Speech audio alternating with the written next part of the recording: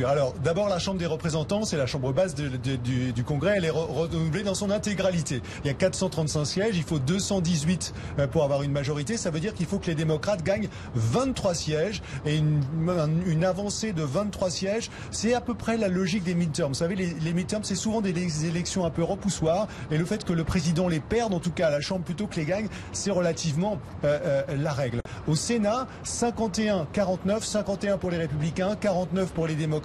Ils ont une toute petite majorité, les Républicains, mais c'est beaucoup plus difficile de les déloger parce que, on va pas rentrer trop dans les détails, mais la carte électorale, le tiers de ce Sénat qui est renouvelé cette fois-ci, il n'est pas favorable aux démocrates. Il faudrait vraiment un mouvement massif pour que le président puisse perdre cette deuxième chambre du Congrès. Il y a aussi, et c'est important de le signaler, Bruce, toute une série d'élections locales. Il y a d'abord 36 gouverneurs qui vont être renouvelés. Ça, c'est évidemment très important. Là, on s'attend à des gains démocrates. Et le pouvoir local, il est très important. Ça veut dire beaucoup de choses pour l'équilibre politique du pays et toute une série de chambres, de parlements, de chacun des États, etc. Bref.